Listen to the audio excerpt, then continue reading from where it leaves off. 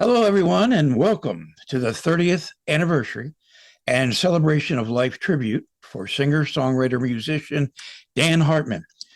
I'm your host, Jim Starr in Harrisburg, PA, and here to help me celebrate along with all of you listening is Blanche Napoleon, Dan Hartman's go to background singer, his only female background singer that he would use on any of his songs. Blanche, say hello. Hi, everybody. Hello. So, Blanche, you were born in Austin, Texas, and you grew up and went to high school there. What kind of jobs did you have during your youth in Austin?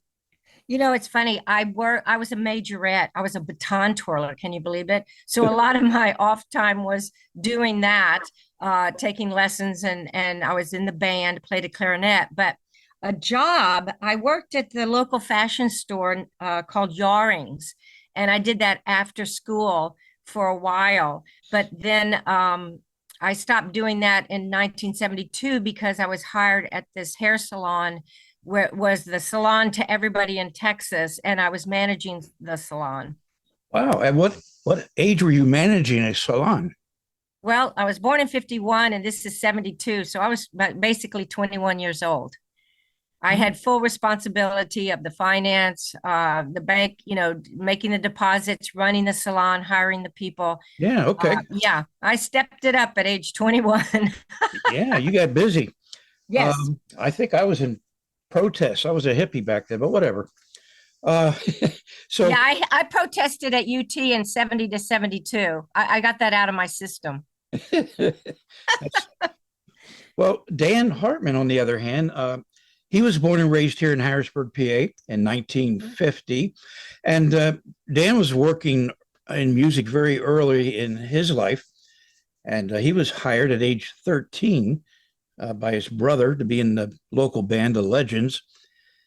And I'm sad to say that his brother, by the way, has passed about a year or so ago.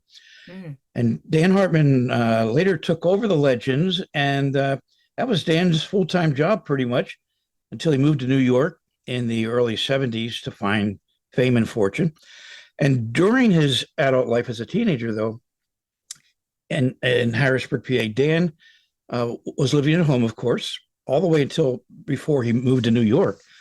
And oh, by the way, I found out that Dan's father was a B-17 belly gunner in World War II. That's the little round glass compartment that soldiers would sit in, and I think they had 50 caliber guns, and they would shoot it at other planes. That's incredible. I never knew that. That's amazing. Yeah, I thought that was pretty impressive. Wow. And also his sister, younger sister, Kathy Hartman, also lived there at the Hartman home in Harrisburg. And Kathy Hartman was talented too. And she was a singer in bands and had some songs released, such as Bad Movies was one of her songs. I like that one. And Dan helped her to write that song. And I do want to mention that for a period of time, Dan Hartman did join the rat race and the world of minimum wage while he was playing in Central Pennsylvania's number one band. He had a job as a teller at a well known local bank here in Harrisburg, PA. That's crazy. I'm sure most of our listeners would not have known that, nor would did I. Well, Dan Hartman always valued close friends and trusted friends. And Blanche Napoleon, you had one of those close friends in Austin. Her name was Roma, who married Edgar Winter. And in 1974, you went to visit her and Edgar at their home on Long Island. And that's when you first met Dan Hartman. So tell me more about that visit. And did Dan make a good first impression on you? Oh my gosh. So it was quite extraordinary, as you can imagine. I went from Austin, Texas to New York in December of 74, spent New Year's Eve there, went straight out to the house at Sands Point. And that house was this huge mansion that Dan and Edgar shared. So Dan had one side wing and Edgar had the other for living quarters. But of course, the entire house was, used by both of them. And I met Dan, and he was like this high school kid. He was just So cute, so adorable, laughing all the time. There was a pool table in this patio room, and we all played pool. And Edgar, who is legally blind, he was one of the best. I mean, because it was incredible how he could play pool being legally blind. But Dan would play pool and he wasn't very good at it. And we would laugh and scream and holler. So my first impression was Dan was like an old high school friend, an old soulmate. We just hit it off immediately. Hmm. Okay. I'm been at pool as well. Um, Tell us about your many experiences hanging out with Roma, Edgar, and Dan at the Sands Point Mansion in Long Island. What did you guys do besides play pool? Well, okay. It was on the Gold Coast of Long Island. It was the Fleischman Estate, and there was tennis courts, swimming pool, beach. So, we would hang out by the swimming pool. We played tennis. Dan and I played tennis with Roma and other friends. Again, Dan wasn't the best tennis player, nor was I. So we were just having fun.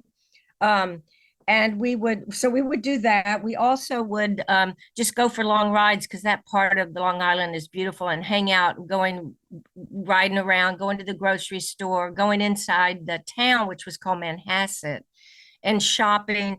We just had tons of fun, and cooking in the kitchen, even though they had a fabulous cook, and her name happened to be Blanche also. So if somebody said Blanche, two of us answered. So it was pretty funny. But more importantly, it was just hanging, out and being just normal, regular guys instead of rock stars. Edgar couldn't go outside a lot because of the sun and his being albino, but we did a lot of hanging out, and we watched old movies upstairs on this big screen, old black and white movies. In fact, that was the first time I ever saw the movie In Cold Blood, sitting up at 2 o'clock in the morning with Dan and Edgar and Roma. So there was lots to do just in the house, and it was just hanging out like regular people all the time. And you were telling me a story once about coloring and cutting each other's hair. Oh my God. So Roma worked at the hair salon that I was managing before she moved in 1973 to New York to be with Edgar. So she was a hairstylist. So frequently, Dan wanted her to put blonde streaks in his hair, and I would perm Roma's hair, and she would cut and color my hair and Dan. So it was like this boudoir, this fabulous part of her bedroom suite. And we had a beauty salon going on in there. Well, you also had little sing-alongs with Edgar playing Yeah, the it piano. was so fun. There was this beautiful piano in the living room. And so in the evenings, we would all just sit around the piano. Edgar would play the piano, Dan would sing a little bit, play his guitar, and I would, being part of the group, I would sing. And, I wasn't thinking anybody's really listening to me. I'm just singing along. And we would sing old blues songs from the 60s and, Motown hits, just hanging and singing. And we were all out one day coming back in the car, and Edgar mentioned some Johnny Rivers song from like 1967. And of course, I knew it. So I started singing it in the car. And we walked in the house. He walked straight to the piano and played the song and turned to me and said, Blanche, you have perfect pitch. And I didn't even know what perfect pitch meant. And he Wow. said, no, you sang that song from memory in exactly the key it was written. Hmm. And so I just remember that being like, wow, but I didn't really pay much attention to it. So, we would just hang by the piano and sing for hours and before dinner. It was just so much fun. What kind of songs did you sing besides You, Johnny? like Motown hits from the 60s and 70s, and, blues songs, and just stuff that we all knew from growing up in the 60s, and 70s. So I can't remember specifically, but just, he would just start playing a song. I'd go, oh, yeah, let's sing that. So it was just hanging out and singing like we were a bunch of kids. Did you and Dan harmonize in those sing-alongs with Edgar? Yeah, and it happened, naturally. It just was like a natural thing. We'd start singing a song, and I would take the high part, and Dan would sing the low part, and Edgar would sing. So, it just was a natural happening. And after some of those sessions, both Edgar and Dan said, look, you have perfect pitch and you need to take voice lessons. And I was like, oh, yeah, right. And, a couple of days later, Dan said, I booked your first lesson. Her name is Ann Ruckert. You're going to take your first lesson. If you like it, keep doing it. If not, it's okay. But do yourself a favor and take a voice lesson and see what you think. And so I did, and I loved it. And to take voice lessons from Ann, you had to also learn to play chords on the piano to accompany yourself. I'd never played the piano. So while I'm taking voice lessons, I'm learning to accompany myself on the piano with just chords, simple stuff. So it was really awesome. And it was all because Dan said, I've paid for the first lesson and you're going. And I did. Wow. So he basically found you and developed you. Yeah, he did. I think he could hear that our voices worked well together. And he mentioned that to me many times when we were recording, how it was just natural. Our voices worked well together. The pitches were right together. So he really encouraged me. And I think because in his mind, he could see the future that I couldn't see, which is singing together. So he wanted me to nurture my voice, learn that I had a gift, and know how to use it and protect it and do voice exercises, etc. So do you think Dan kind of knew he might I think he did. need a backup? I think he knew that. I know he knew that we sounded well together, and I think he saw that he was going to be doing a solo career eventually, and maybe I was someone he could be singing with. I really do think, because he was so prolific and so he saw the future so easily with the whole thing with disco music. So I do think he thought Blanche has a good voice. Let's nurture it, and maybe she'll sing with me sometime. Okay. Well, obviously, the Edgar Winter Group eventually Yes. winded down, and Yeah. all of them were looking at solo careers.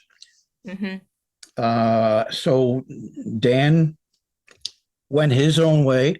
Everyone else went their own way, and Dan bought a home where? Well, in Westport, Connecticut, what happened was Edgar and Dan wanted to move out of New York. I think a lot of it might have been tax reasons, who knows, but they moved. So both of them moved to Westport. So Dan bought this fabulous house called the Old Schoolhouse because it was originally a boys' schoolhouse and was built in 1760. And he could see that it would be a great place to have a studio because in 76, the band basically, as you said, started breaking up.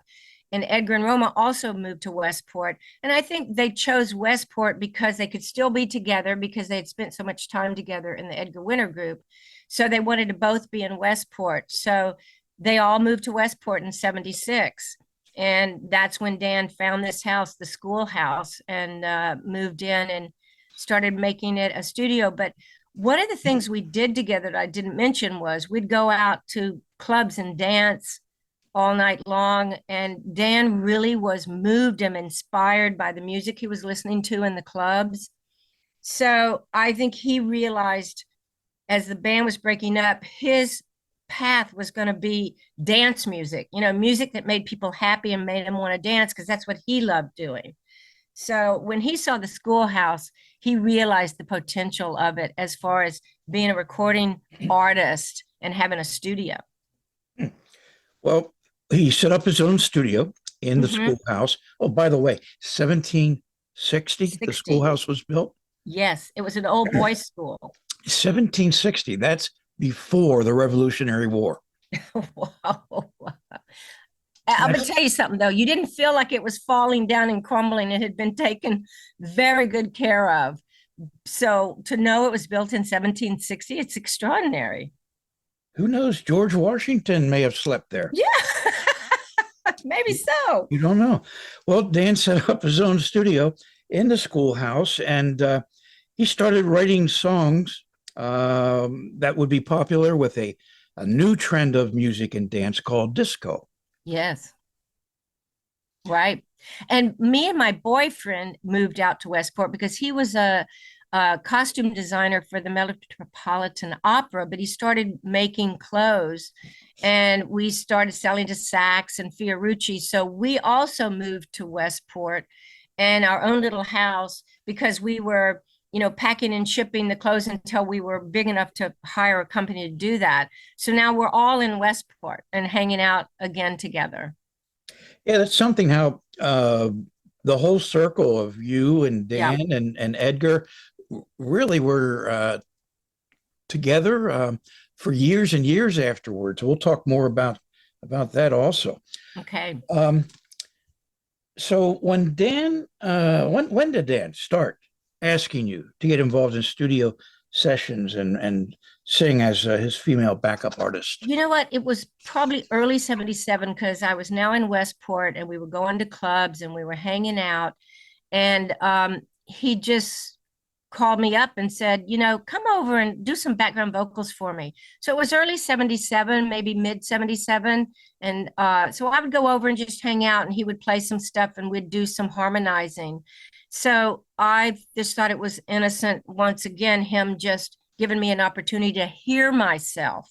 Because up until then, I really wasn't hearing myself. I was singing at voice lessons and singing with them, but nobody was recording me. And so I really hadn't heard myself until then. And he didn't tell me he was recording me. And for future, it was just, let's sing some recording together. Mhm. And then he said, okay, I've written some songs. Maybe you want to do some backgrounds. And we did instant replay. What was it, 78, maybe a late 79, 77. And we recorded instant replay, but I had no idea he had the intentions of releasing it. um, Steve Paul, who owned Blue Sky Records, that was part of CBS, which the Edgar Winter Band and Dan were under contract with, didn't want um, Dan to do disco music because it was so far off. He had Johnny Winter, Edgar Winter, Dan, so Rick Derringer. So Dan did the disco sound and recording kind of on his own. And he literally printed Instant Replay, the first single, on his own to see what the reaction would be. And it was incredible, you know. So really, Dan took a big risk on his own with his own money to go off onto that genre. And it turned out to be, of course, a huge success. Yeah, well, let's back up a hair. Okay. You said that you sang the backups to Instant Replay with not even knowing that it was going to be a real song and be released. Exactly. I was just singing some parts for him. I had no idea he was going to use me as his real backup vocalist. I was over there just being a friend doing it. And I think one of the things that was easy about recording with me is that because I had perfect pitch, you didn't have to hand me some sheet music and let me study it. Dan would sing a part and say, "Okay, that's it." And I could sing it back exactly as he wanted it. So it was just easy for him to have me come over and say, "We're going to sing this, blah, blah, blah." And then I sang it. And so I really didn't know what his intention was. Wow, you had quite a talent, and It was just a gift. My father sang in the choir. Grew up singing in church. And so I just had this natural gift that I didn't even know I had until Edgar and Dan told me. yeah, that's incredible. Yeah. Well, after Dan started releasing hit songs like Instant Replay, and you have a funny story later you're going to explain about when you heard Instant Replay for the first time outside of Dan's studio. We'll talk about that in a minute. Okay. But he needed a band for his TV appearances, Mhm. live shows, music videos in the United States, England, and other countries all around the world, including Japan. And one of Dan's album releases in Japan featured a band photo, which happens to be the pic on the screen right now. In Oh, this pic, you and Dan are up close and personal, but who are those three guys in the back? well, let's start off with G.E. Smith on the right. G.E. was this incredible fun guy, and he was lead guitar because Dan played bass. And Hilly Michaels on the left with the wild afro was the drummer. And in the middle behind me is Vinny Casano, who became Vinnie Vincent, who later went on to be part of Kiss, the group Kiss. So it was quite a fun group because it was a real mixture of fun guys. Nobody was doing drugs. Nobody was crazy like rock and rollers. This was a bunch of fun guys, talented guys, and we just had a great time together. And I think the photo shows that. Look at GE's funny face he's making. Um, it was just a fun group. Well, I did discover that G.E. Smith is from Scranton, Pennsylvania. And Scranton is about, oh, I'm going to take a wild guess. It's a good hour north of Harrisburg. And so Dan ends up meeting G.E. Smith in New York. And then G.E. Smith went on to be the band director and guitar player in the Saturday Night Live band. Yes, years later, incredible. Yeah. Exactly. And I don't know if you want, he's one of the most renowned guitarists still today. And, he traveled with Hall and Oates and Phil Collins and Eric Clapton and Bob Dylan. I mean, he is an amazing, renowned guitarist. We're still friends today. Um, so this was just kind of the beginning, the tip of the iceberg of GE's career. Wow. So now you're in full swing at the Schoolhouse Studios, Yes. but you also spent a lot of time there as one of Dan's closest friends. And so, what kind of Mhm. stuff did you do there when you weren't in the studio? Well, we would, go shopping, grocery. He loved to go grocery shopping. He had this fabulous, also kind of housekeeper chef. She was Jamaican. Her name was Elzra. And she cooked, of course, but Dan loved to go do the grocery shopping. So she'd give us a list and off we'd go to the grocery store.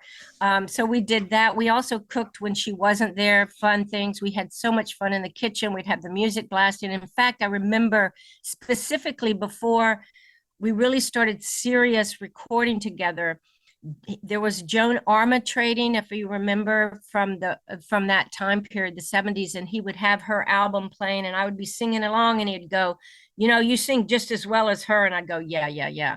So we would just hang in the kitchen, we'd cook, we'd go grocery shopping. We also went out clubbing and dancing at night. It was a fun place. We went to the YMCA and swam laps in the pool because it was a public. Um, just silly fun stuff, watching movies again, just late night cooking, just fun stuff, normal people stuff. Uh-oh. Yeah, Well, we you were do. normal people.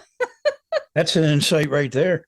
Um, One of the things I want to tell you is Dan loved coconut.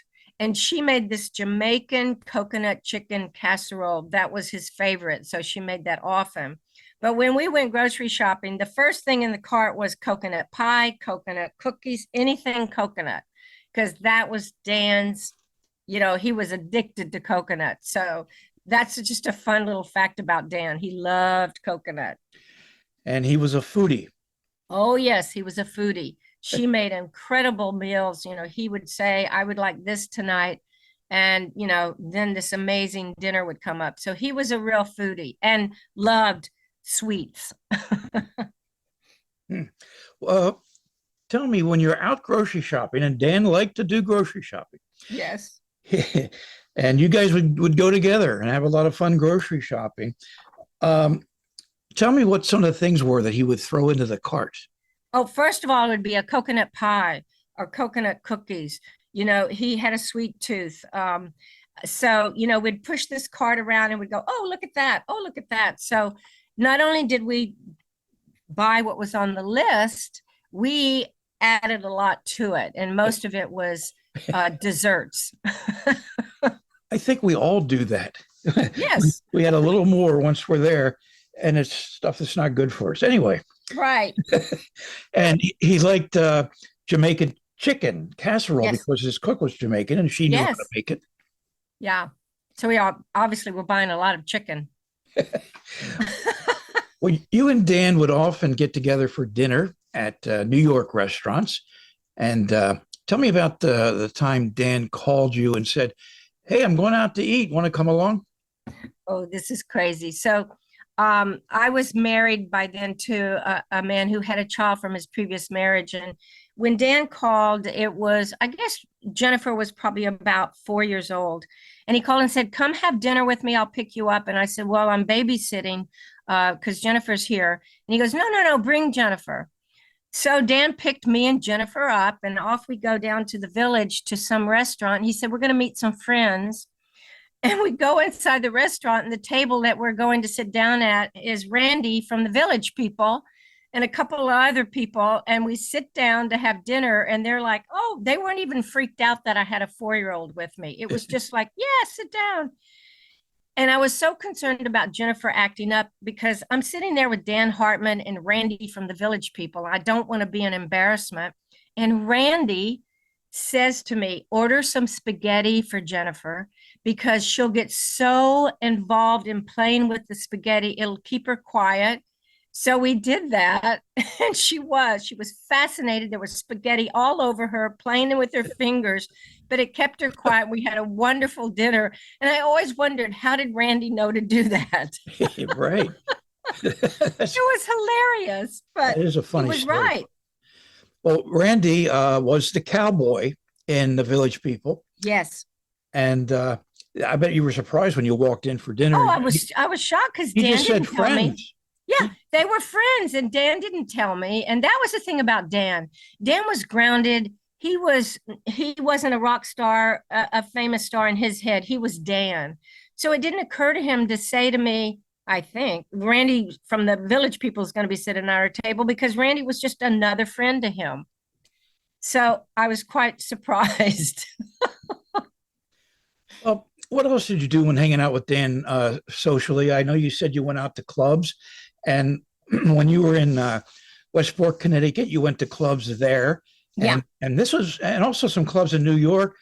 You can talk about that in a second here, but um, this is all before Studio 54 ever opened.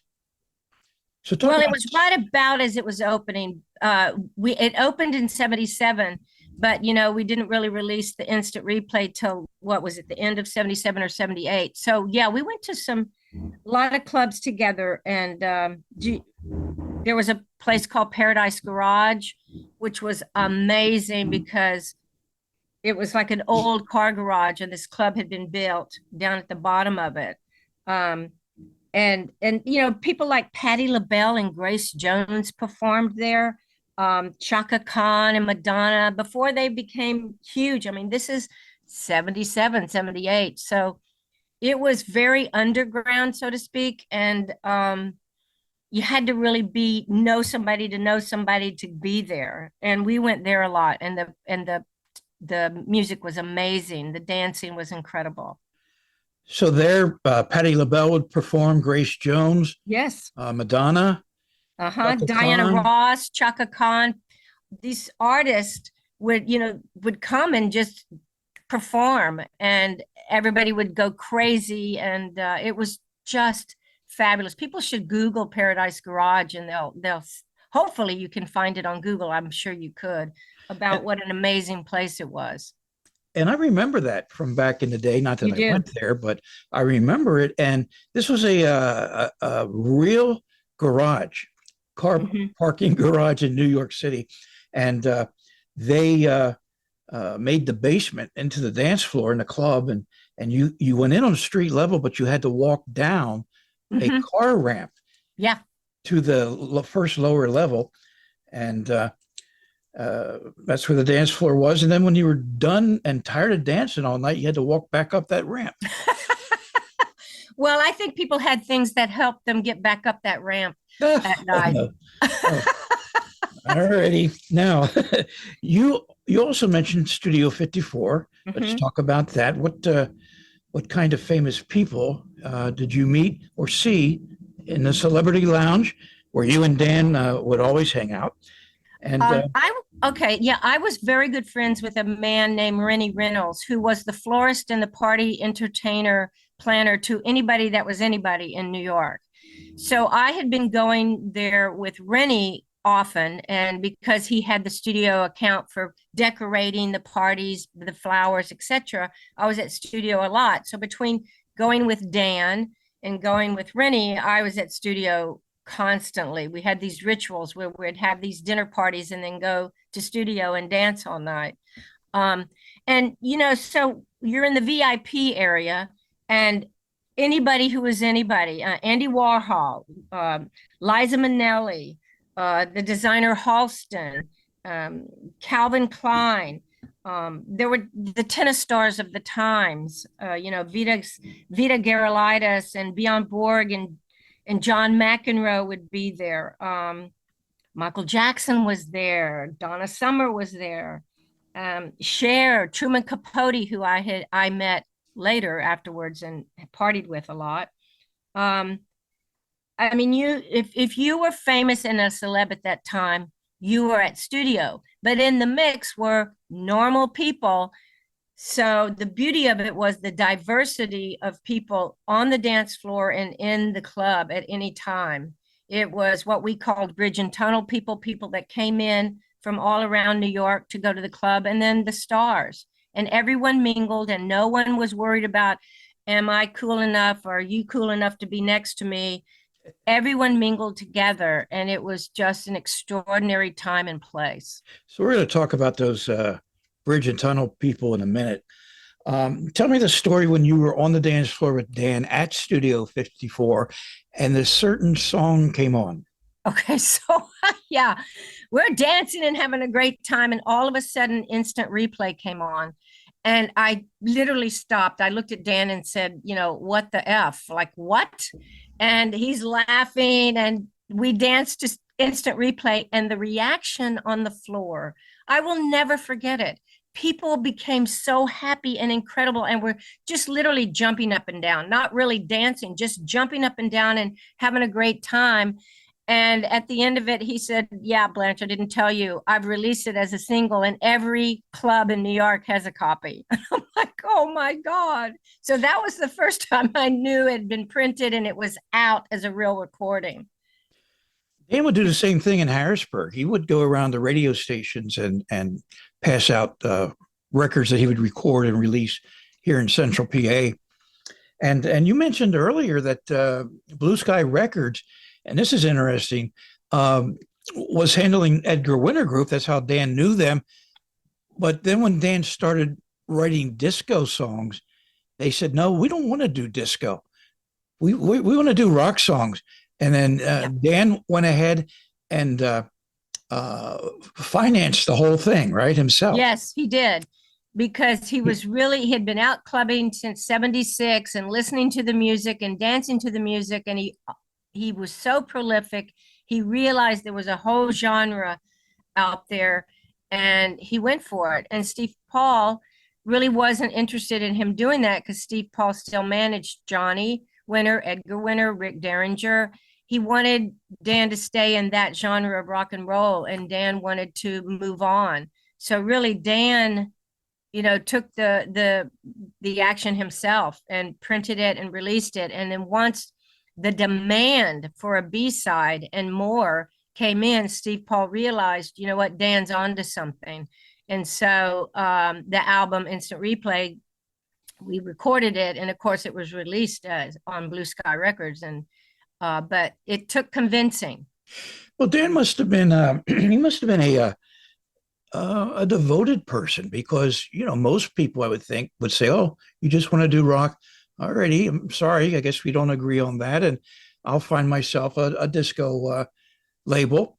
But he didn't. He just kind of made it on the side, paid for everything, went around to all the clubs himself and passed out the song, and it became so famous in New York that Blue Sky Records had to go along with it. Absolutely. I mean, but that was Dan, and what I don't know if all the fans know just how prolific he was, and so he knew he was onto something, and he had it in his heart, and he was a happy person. Dan was always upbeat, happy, and this music was all about being happy and dancing. So he knew that's what he wanted to do, and he did it, and the rest is history. Yeah. Well, also at Studio 54, you had some special nights there that you were kind of involved in.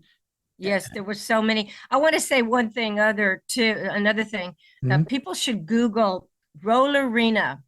This was a drag queen that was a roller skating drag queen. And I can't remember what gender he went under, but her name was Rollerina. And she was always in these outfits in front of Bloomingdale's, roller skating around Bloomingdale's during the day. And then she'd be at studio, and she was a huge celebrity. And she would be on the dance floor in her roller skates. And you can Google her. And in fact, Ian Schrager, as everyone knows, one of the owners of Studio 54, released a book in 2017 called Studio 54. And there's a fabulous photograph of Rollerina in that book. I may have sent that to you, Jim. But that was one of the fun things, as you would see Rollerina dancing around with everybody. But because I was best friends with Rennie Reynolds, who had the Studio 54 account to do all the flowers and do the plan and execute the parties, there were two that were really amazing. One was Dolly Parton's birthday. And my boyfriend and I, this is going back before I was married later and out with Randy and the Village People, we had this red and white pickup truck that we drove from Texas back up to New York. And we would drive around it in New York, and people would be staring at us like, who are these crazy people in a pickup truck in New York City? And we filled it with hay because Rennie decorated the foyer of Studio 54 as a farm. There were literally real goats, chickens, hens. There was a cow, there was a horse.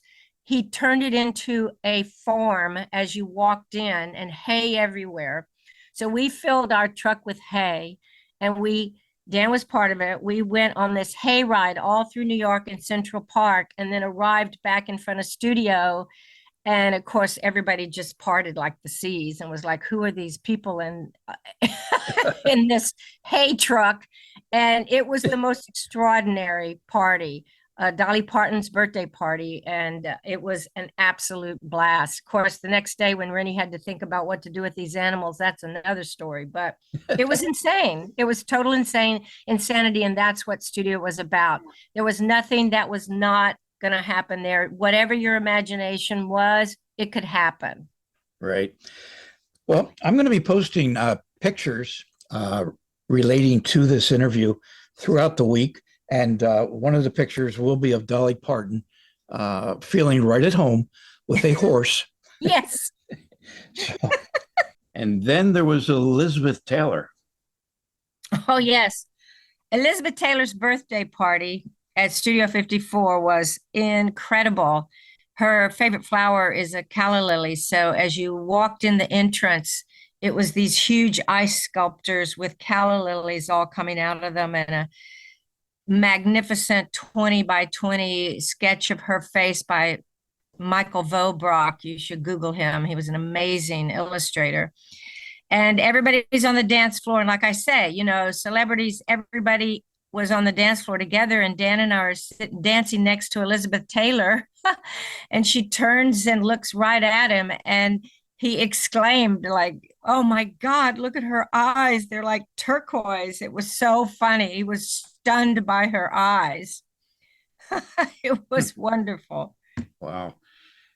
Do you remember what the cover charge was for the average New Yorker at Studio 54?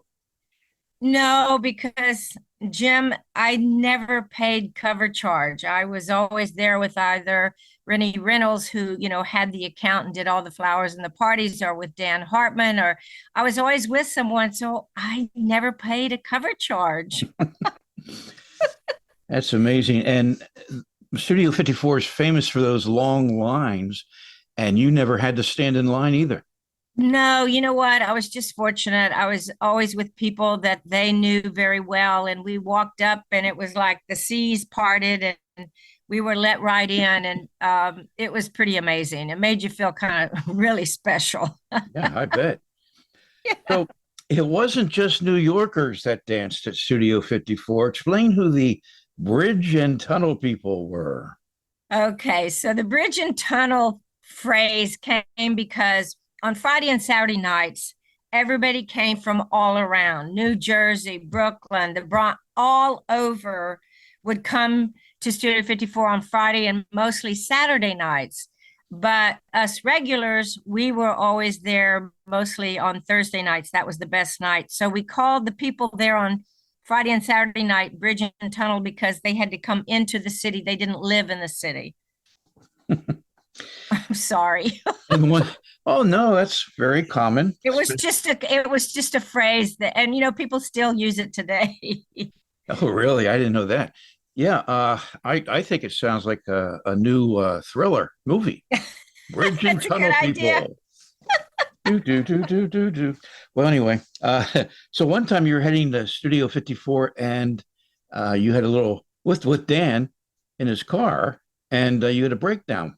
Yes, we drove in from Westport, and he had this fabulous car, like a muscle car. I can't remember what type it was, but I know it was black and it was a muscle car. And we're driving along on the west side, and we hit a horrible pothole, and literally the engine fell out of the car. But Dan was on a mission. We were on our way to studio, so I can't remember if we called and had the car towed or we just left it. But I know we left, we went to studio, we danced all night, and then we went and had breakfast the next morning where everybody would go after dancing all night, and then caught the train back to Westport. And I guess he dealt with the car the next day or the day after, but there was nothing stopping Dan from getting into studio and dancing. Yeah, that's something. He was determined in everything that he did. Yes, yes. So there's also a colorful character, let's say, at Studio 54. Yeah, And oh, there were so many, but one of the most famous was a drag queen whose name was Rollerina, and she would skate on these roller skates in front of Bloomingdale's in the daytime, and then she'd always be at Studio 54 at night in some kind of dress and always roller skates. She never wore shoes, so her name was Rollerina, and she was always there on the big nights, roller skating on the dance floor while everybody else was dancing. In fact, in the Studio 54 book that Ian Schrager published in 2017, there's a great photograph of her. I may have sent that to you, Jim. yes, you did. And Oh, good. I will be posting that as a future post and picture in reference to the interview, so people can hear what's going on here in our program, and then they can look for the picture that was Oh, posted great. on on the website, or rather, Dan Hartman fans, rather, also on Facebook. Oh, terrific. So, what kind of car did Dan drive? Well, I can't remember the make of it or the type, but it was a muscle car. It had a fast engine. It sounded vroom vroom. It was really a cool car. Of course, it was Dan. Yeah, right. Well, was the back seat of the car all messed up and junked up like mine is when I get busy? And Oh, no, Dan no, is no, no, no. certainly busy. Absolutely not. Dan was a perfectionist about everything. He was clean, neat, and tidy. His house was, his studio, his car was. There was nothing messy or cluttered about Dan and his car for sure. So let's go back to Schoolhouse. And what famous bands or people did you meet when you were recording and hanging out at the Schoolhouse? So many amazing artists were there. I remember Muddy Waters was recording with Dan, and Dan invited me over to meet him. And at 11 o'clock in the morning, Muddy is drinking whiskey. I loved that. And he was just this really cool guy. So I felt very privileged to meet him because he's such a, a, a star. And one time I was there, David Johansen, who was one of the original members of the New York Dolls. Your listeners should Google that. He was there working with Dan. I'm not sure what they were doing. He also later became famous as a character, Buster Poindexter, and that's when he was out there with Dan. So I'm not really sure what they were doing, but he is quite a character, and everyone should Google to see who he is. And Uh, he's the guy that did the song "Hot, Hot, Hot." Yes, exactly. So I don't know. Maybe that's what he was working on with Dan. I can't remember, but that's exactly who it is. Hot, hot, hot. Yeah. Also, that's how I met Lolita Holloway and ended up recording with her later. Dan was doing her Love Sensation album, and they had me do backgrounds on the title song, Love Sensation. So I met her there. I know Tina Turner was there for her Foreign Affairs album and 38 Special. I did not meet them, but those are just some of the people I know that worked with Dan at the studio. So, Blanche, I don't think you do know. I used to sing backup with a band. Really? Uh, yeah, yeah. But the problem was every time I sang, the band would keep saying, back up. Until I was doing That's my hilarious. final tracks in the parking lot, and then they were happy. Well, It's so anyway, funny. so one of the many groundbreaking ideas and concepts that Dan has had throughout his career, in my opinion, was to offer overnight lodging for days and weeks for the bands who recorded at the schoolhouse. Oh, yes. I mean, it was built in 1760, the house, and it was a boys' school. And there were 16 rooms, at least five baths that I remember. It was very large, and Dan was very respective of its history. So he didn't tear down walls. He didn't do all this renovation. He pretty much left it as it was. But the beauty of it was when you came to work with him and record, you had lodging as well as a studio to work in. So it was almost like a hotel. And it was that made it really extra special for recording there. And this was rent free, right, to the Oh, artists. of course, it was part of the deal that you signed the contract with working with Dan in the studio. Yeah, you can't beat that. Um, No, they may have been a little upset though that they couldn't trash their room like they do in hotels. oh, they could not because Dan, as I said, was a clean freak. There was no trashing anything at his house. So the schoolhouse was huge and had 16 rooms, you said, Yeah. and Oh, yes. five baths, and At least I can't remember. There probably were more, but it was quite large. It was so beautiful. and Dan had all those rooms furnished. Yeah, I mean, it was pretty much furnished. I think there were rooms where he didn't like go out and buy extra furniture for it. I think there were probably some furniture when he bought the house, but yeah, it was really furnished so that, like I say, if you were one of the band or the group was staying there, and there were several members or a roadie that was with you, you had a place to sleep and stay. Hmm. And the schoolhouse was built in 17 what? 1760. 1760. That's before the Revolutionary War. Wow, it's hard to believe, isn't it? Amazing. I mean, for all Dan knows, George Washington slept there. Who knows? Yeah, One of the many famous people that slept there. exactly. So one day, around 79 to 80, you and Dan took a train ride to Sigma Sound Studios, and that's in Philadelphia. What were you doing there? We were going because we were working on Relight My Fire, and we listened to tracks in the studio, made some changes. The orchestration and the congos were produced there. It was really an incredible experience for me because the only studio I'd ever been in at that point was the studio out in Sands Point at the original house, and then Dan's studio and schoolhouse. So to go to Philadelphia and be in the Sigma Sound Studios was really a privilege and really exciting, and it was just amazing. You and Dan sang on a national TV variety show. Tell me about that. Oh yes, Dinah Shore, who had a TV variety show in the '60s, uh, decided to do a new show called Dinah and Friends. And as a young girl, I used to watch her show all the time on television. And it always opened with Dinah Shore singing, "See the USA in your Chevrolet," because Chevrolet was the sponsor of her show.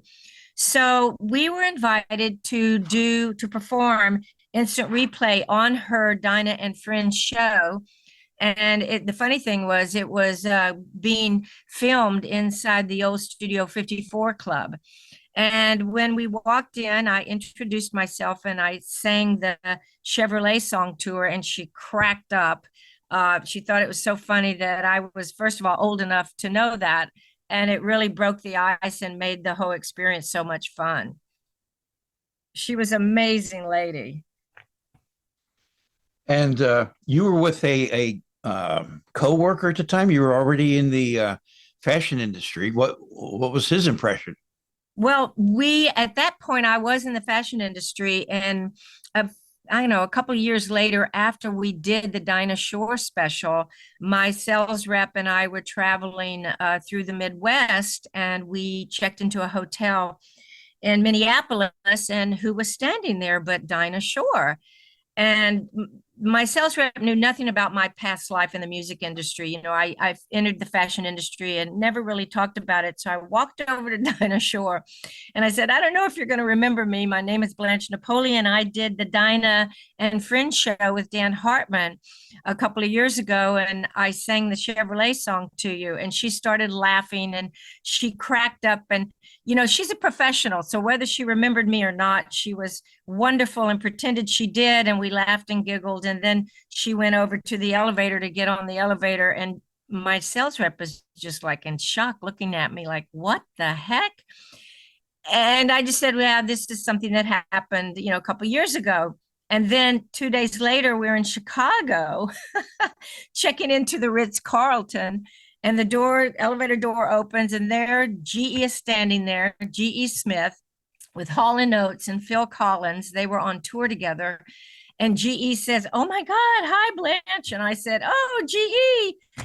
And once again, my sales rep was like, oh my God, what is going on? And so after we kissed and hugged and talked, they got on the elevator and left. And so I had to sit down and explain to my sales rep all about my past life, my recording with Dan, and that whole other life that he knew nothing about. So it was just so crazy that on one trip, I ran into two people that were part of my past life. And of course, I mean, he knew exactly who G.E. Smith was also because, he had been the band leader on Saturday Night Live. So he knew who Dinah Shore was and he knew who G.E. Smith was. And he was just kind of blown away that I knew both of them. It was funny. Yeah, I'm surprised you didn't ask for your autograph right there.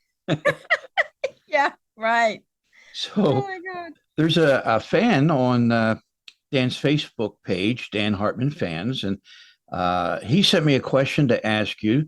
His name is Dennis Neidich, Neidich. Dennis wanted to know if you ever traveled or performed with Dan in his hometown here in Harrisburg, Pennsylvania. You already told me no, but around 1980, 81, you did travel with Dan and Lolita Holloway. What's that about?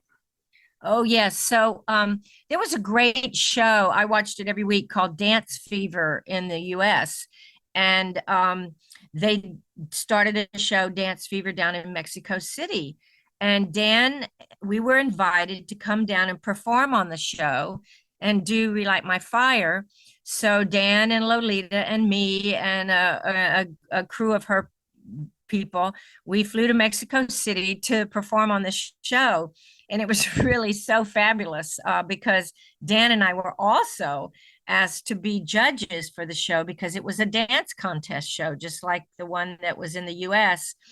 And I had told a little white lie to my boss that I was having to go to Texas for a family issue to be able to go with Dan and Lolita. And we're sitting in the judge's chair, and all of a sudden the camera, comes and pans on us. And I like freaked out because I thought, oh my God, my boss is going to see me and she'll catch me in my lie. But of course she didn't. This was, a TV show in Mexico City. So fortunately I didn't get busted, but it was great fun. We performed Relight My Fire, and then we were judges in a dance contest. Yeah, it sounds like a lot of fun. Oh, it was a blast. It was a blast. So let me get this straight. You never paid or stood in line at Studio 54. You're doing all of the female backup voices for so many of Dan Hartman's hits. And then Dan uses you to do backup vocals and harmonies on the song he wrote for Holloway, her hit song, Love Sensation. Then you perform on TV in Mexico. And you and Dan appear on the Dinah Shore and Friends TV variety show. What in the world could possibly happen next? Well, in 1981, Dan was doing his new album, It Hurts to Be in Love. And Neil Sedaka was the original uh, entertainer that was going to do the song, release the song. But because he was in contract with another studio and a record company, he couldn't do the song. So it was recorded by Gene Pitney. But Dan wanted to have that song on the album and named the album after it. So we were invited to Neil Sedaka's apartment in New York City to go over the song with him and get his input. So there I am with Dan Hartman in Neil Sedaka's apartment, sitting at the piano, Neil playing the piano, and me and Dan standing at the piano and singing the song together and going over, how we wanted to do it and what the harmonies were. And it was just like an out of body experience. I mean, this was Neil Sedaka and in his New York City apartment, which was unbelievable. So once again, Dan involved me in something just crazy and extraordinary. Never a dull moment. No, never. Let's do a recap of all the Dan Hartman songs and albums that you were directly involved in for so many years. Okay. Instant Replay, 1978. And tell me more about that, because you were telling me once that uh, Dan was with Blue Sky Yes. labels, right? Yes, Blue Blue Sky. Sky Records was part of CBS, and Steve Paul, who owned Blue Sky Records, he managed Johnny Winter, Edgar Winter, Dan, because Dan was part of the Edgar Winter group. And so when Dan was listening to dance music, and he decided, he wanted to go into a new venue, disco music, dance music, instead of rock and roll. Steve Paul really didn't want Blue Sky to be involved with that venue. And so Dan decided, well, I'm going to do a single on my own. And that's when we recorded Instant Replay. And so therefore he printed it and released it on his own. Um, and because it was such a success, um, he was asked to do a whole album. And once it was a great success, Steve Paul saw that the single was in all the clubs in New York and they were all calling and asking for more music. That's how the album took place. And Steve Paul joined in because he realized Dan, did see the future. And he was very excited that Dan had realized a venue he should be in. And so that's how the album came about. When you say Dan released it on his own, you're talking about doing everything. I mean, he's paying for this out of his pocket. Yes. Yes. He took the risk. He just, really loved, we always went out dancing. He went dancing all the time with all of his friends. And so he really wanted to go into that area.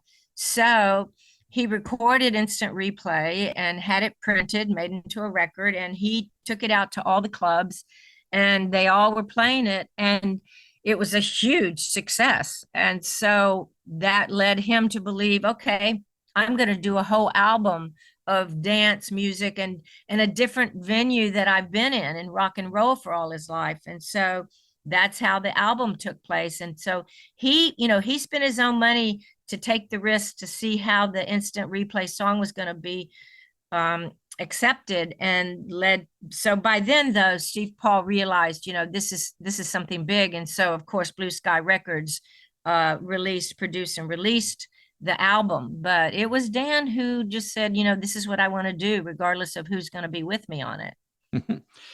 And also, Dan with Instant Replay kind of went back to his roots when he was here in Harrisburg, PA, and he would be doing everything involved from start to finish, not just writing and singing the song, but promoting it. And he would go around to all the radio stations in the Harrisburg, PA area in central Pennsylvania and give them copies of his latest song, like Rock and Roll Woman, which he later released with Edgar Winter Band. And uh, the thing is, Dan, he put himself into it totally, and made sure all the radio stations had a copy and were playing it. And then here with instant replay, you told me he went around to every nightclub and gave them a copy, and that's how it got heard. Absolutely. He really believed in it. And so he went around to all the clubs and gave copies to all of them to play. And it was just a crazy, amazing. Well, that's how I first heard it. He had promised me nobody's going to hear your vocals. Don't be nervous in the studio. And we're dancing at Studio 54 one night, and instant replay came on. And I was like, oh my God. And so that's how I found out he had taken it to all the clubs. It was crazy. And to see the people's reaction to that song in Studio 54 on the dance floor, people just got so happy and were jumping up and down and going crazy. And, all that, he saw that reaction in all the clubs, and he was like, you know what? This is it. Literally, we did a song called This Is It. Yeah. And another interesting fact is that Dan had lifelong friends. He later would involve his local drummer here in Harrisburg. We'll talk about that in a couple minutes. Okay. In a song years and years and years later. And then here with Instant Replay, he goes back to Edgar Winter and says, "Hey, can you play sax on this?" Exactly. Right. So It's a great sax performance. Yes. yeah, he once he met somebody that he liked, worked well with, and they were talented. Yeah, he would use them throughout his whole career, whenever it was fitting. Yes, absolutely. And once we had done instant replay and he decided to do the album, he said, Blanche, would you like to do background vocals on all the songs? And I said, of course. I was thrilled. So that's when it all began, and being in the studio.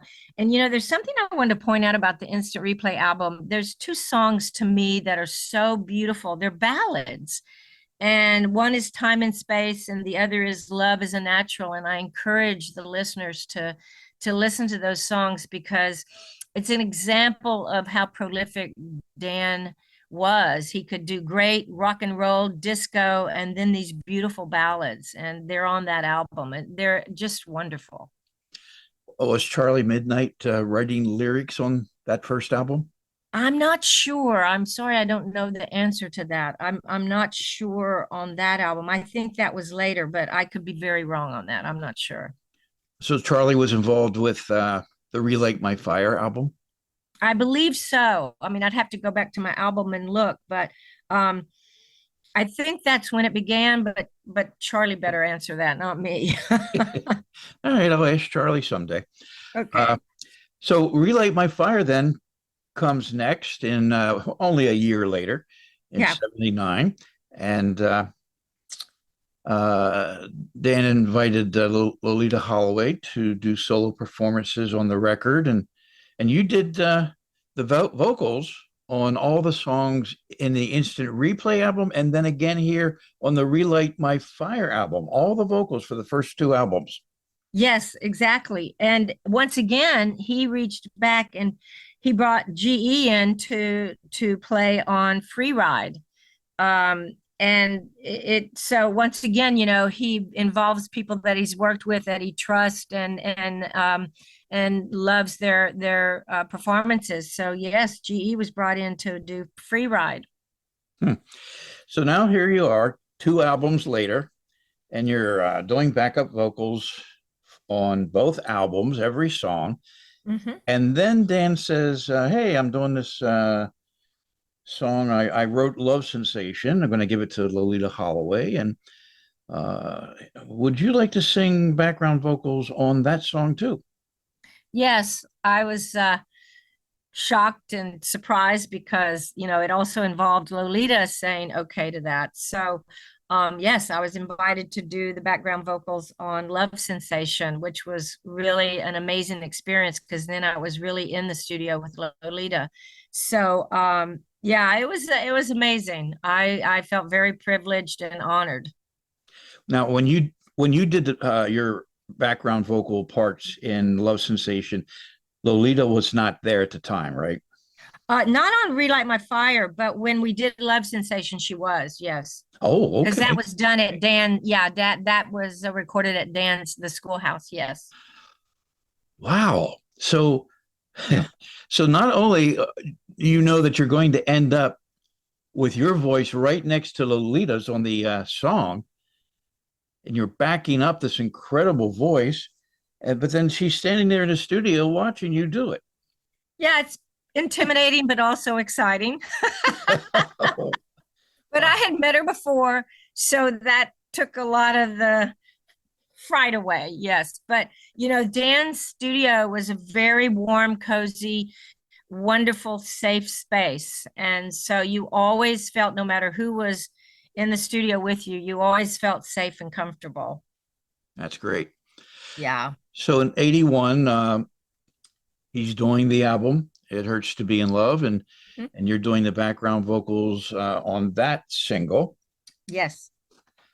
And you told me something about a photo on a cover sleeve for that album. Oh yes, if you have the original album, the inside sleeve, the cover photograph is Dan in these crazy sunglasses, and he got those sunglasses from me. My boyfriend and I at that time had been to this flea market, and there was this stand that you see in old drugstores that spun around and it had all these sunglasses on it. So we bought it and we had it in our living room, and it was like a conversation piece when you came over. Everybody be trying on sunglasses. I think I sent you some photographs, Mhm. and one of the pairs of sunglasses on that in our living room was one that Dan loved and used for the photograph that was on the sleeve cover of It Hurts to Be in Love. Mhm. It's pretty funny. Yeah, yeah, I do have some of those pictures. I'll be posting Oh, that good. also in Great. reference to this interview. Uh, but yeah, that's funny, and that's on the "It Hurts to Be in Love" album. Yes. Okay, and then in '84, he did "I Can Dream About You" for the Streets of Fire Mhm.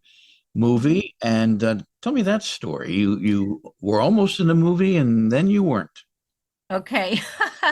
He called me over and played the song, and he said, let's do background. So I did the original background vocals for that song for the demo. And then when he played the demo, he was told, well, you need to re-record it because in the movie, the band that's singing it are these three black guys, and there's no female, vocalist in it. So Dan needed to re-record, so it was all male sounding voices. So he had to re-record. So I was on the original demo, but not on the version that was in the movie.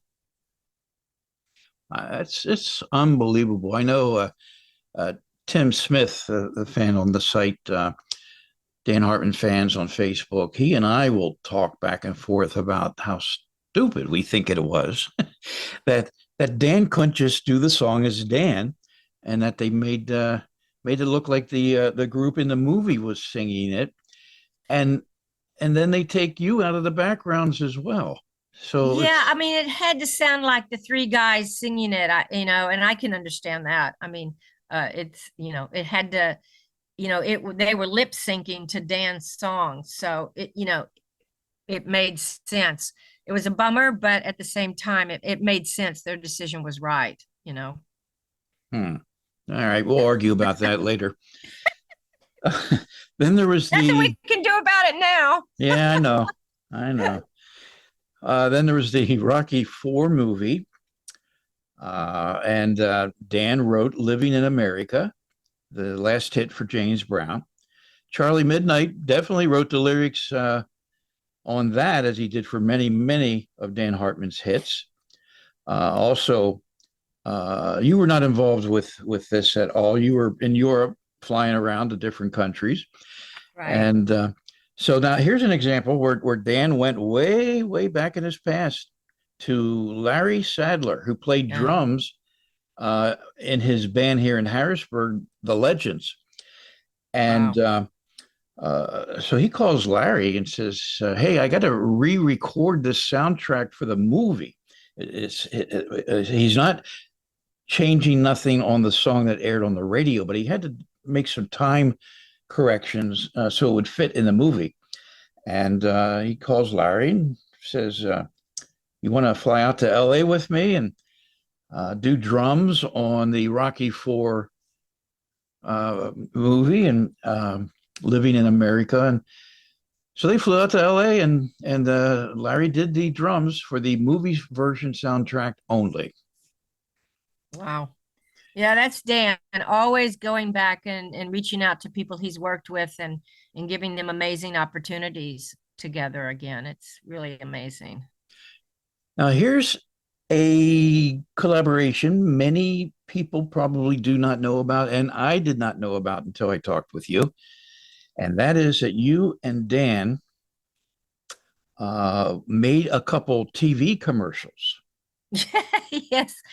Dan is so prolific, as I continue to say, and he was asked to write some music songs for some products that were under the Gillette umbrella. One was Jovan Musk Oil in 1984. So I sang all the parts of that music for the commercial. And then 2 years later, we did a Silkience hairspray commercial, and I sang that. So it was really crazy because Dan could, write rock and roll, disco, and he could write commercials for television. I mean, it was insane. So yeah, he had me in the studio, and I sang all the vocals for both of those TV commercials.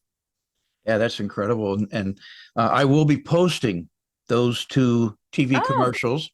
you found them? Oh yeah, I Oh boy.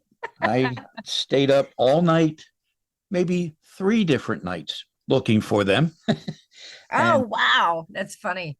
yeah, and I found them, and so I'll be posting those on Dan Hartman fans on Facebook, and that'll be a real treat for everybody. It was for me to hear it, and so I found those two, but you said there was another one for Old Navy in 1997, and I'm challenging our listeners to find that because I Yes. I just couldn't stay up another night again all night, and I could not find it. I mean, I did try all night one time, and I could not find it. So, an Old Navy commercial written by Dan, you're singing in it, and it was in 1997. Yes, they wanted to use instant replay for the commercial. And Dan had passed away by then, and it was 97. And the vice president of marketing reached out to me to get permission to use the song. And, I'm not sure how I was on a list to call, but I had to sign this contract and give them a release to use it. So the summer, I guess they called me in October 97 because that's when me and my husband had just bought a house. So that's why I remember. And that summer, this commercial was running, Old Navy commercial on primetime television, and it was instant replay in the background. So the funny thing is because I did then and I still do receive residuals for all that music. The residuals that summer basically paid for all my new curtains and window treatments in my house. Residuals from a hit song on a TV commercial, and it costs all those residuals to do your drapes. Well, maybe not all, but yeah, I paid for it. All right, paid a big chunk. Yes, yes. I hope you can find it. Those commercials. They're bound to be somewhere. Let's talk a little bit about the career turn you started taking in the fashion industry. And I guess at that point you were still working with Dan, but it was on again, off again arrangement, basically as needed. Yes, exactly. My career in the fashion business started in 1979. I was hired at Charles Jourdan, which was a fashion footwear accessory company out of Paris. And so I worked there 2 years, and then they started sending me to Paris in 1981 to work with the designers. And from there, I went to Kenneth Cole in 1983 to launch Kenneth Cole Women's Footwear. And from there, it was an incredible career, including Donna Karan and Oscar de la Renta. So I was really busy. I was traveling to Europe. I was traveling all over the US, and I was basically on a plane every week somewhere. Hmm. So I kind of walked away from the music business because my love and passion for the fashion industry and all my travel was really inspiring, and I really loved it. Yeah. Wow.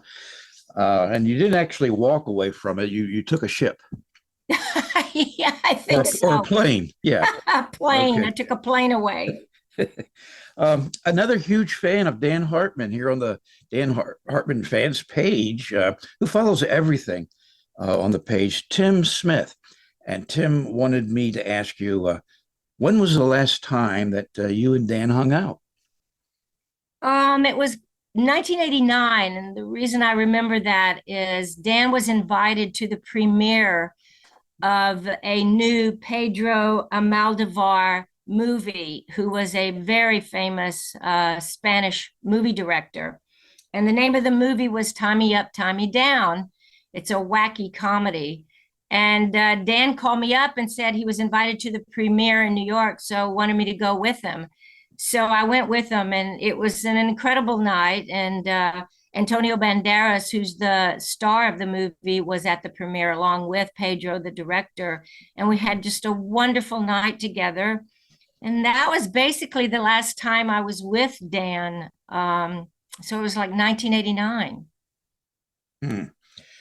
And you were, after that, you went back to Europe and your job and you became, Yeah, I just was so busy. I mean, I was traveling literally for 17 years. I traveled 100,000 miles a year between Europe and the United States. I was in Moscow. I was traveling intensely.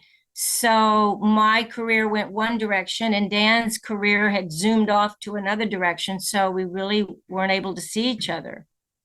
and being out of the country, you didn't even know that Dan was sick, did you? No, I had no idea Dan was sick. And I mean, I was absolutely shocked. I had no idea.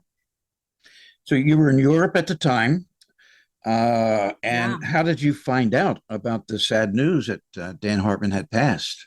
I was in Germany, traveling with the Donna Karan Company, and I had called back to pick up my phone messages because back then we didn't have iPhones, or I didn't, cell phones, and you would call and get your messages off the machine. And I called, and I had this message from Nona Hendricks, who, as many of you probably know, was a former singer with Patti LaBelle, and Dan and she had worked together. Nona left me a message that Dan had passed away, and I was just absolutely shocked. And I told my boss the next morning, I have to get back to New York. I can't continue this trip, and I've got to get back to New York. So I jumped on a plane and headed back to New York. Hmm. I will be posting a couple photographs that you sent me of the memorial service program, Oh, and yes. the cover and the inside. And so I'll be posting that. And who are some of the other artists and names, the big, you know, music industry Yeah. names that were at Dan's memorial service and to be part of his celebration of life? It was incredible. I attended, of course, and I was one of the few people that were asked to actually stand up and talk about some memories of Dan, along with Ann Ruckert, who you all might remember was the voice teacher that I had. She was a voice coach, and Glenn Ellison, who was a dear friend of Dan's. Patti LaBelle was there, Roberta Flack, Nona Hendricks.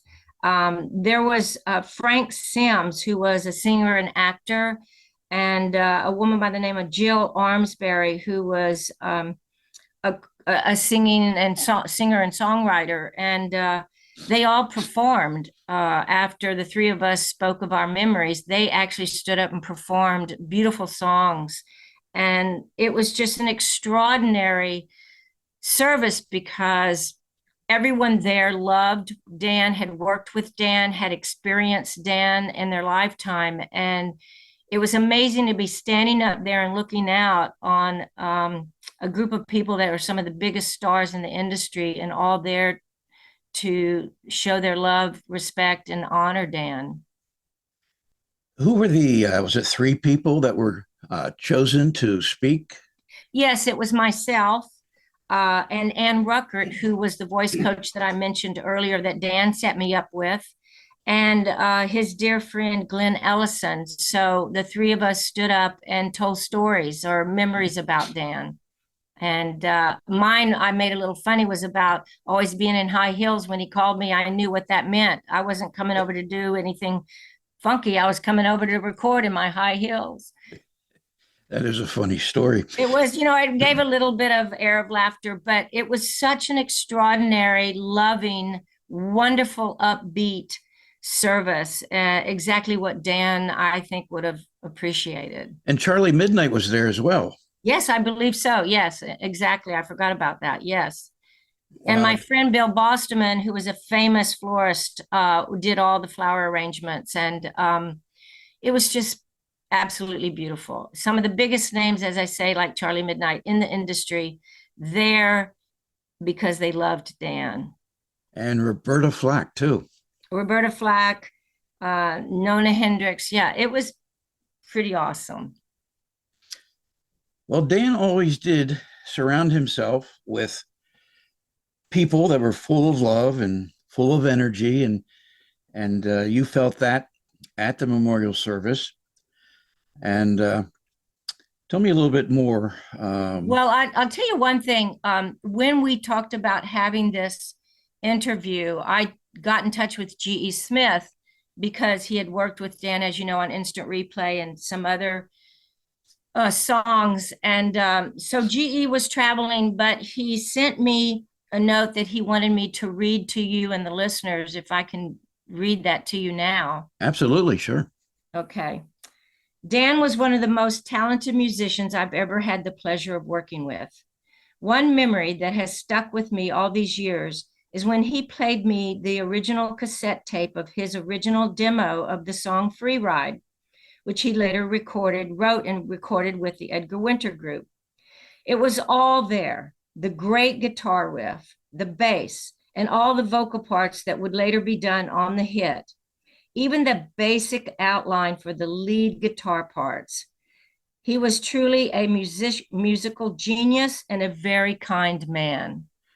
And I think when you know who G.E. Smith has worked with over the years, including Eric Clapton, Phil Collins, Bob Dylan, for him to call Dan and to say Dan was a musical genius, that's pretty high regard, I think. Incredible. Yeah, that is. I mean, we talked earlier about how G.E. Smith was the director and guitar player with the Saturday Night Live band. Yeah, I mean, GE really, really, and I see GEE occasionally, so we're still great friends, and we reminisce about Dan, and he always compliments what a genius Dan was, and it just made me reflect this whole interview on how my friendship with Dan was so special. We were like brother and sister. We were full of love with each other. We did so many things together, and he introduced me and included me into a world that I would have never been a part of without him. And fortunately, I have constant memories because his music is played all the time. My friends call me when they're in their car and one of the songs comes on the radio, and they call me and they hold out the iPhone and say, Blanche, I'm listening to you. The memories will live on and on. And as he's saying, I can dream about you. I do. I think about Dan a lot. I dream about Dan, and I owe so much to Dan because he was so kind and generous and loving. And I feel so honored, absolutely honored. Blanche Napoleon, the only female backup singer and vocal artist that Dan Hartman would ever turn to for his first two albums and many other songs and projects after that, including TV commercials. Thank you very much, Blanche, for sharing these many new insights and behind the scenes stories of your relationship with Dan, not only on a professional level, but perhaps most important, your deep personal relationship with Dan Hartman as one of his best buddies.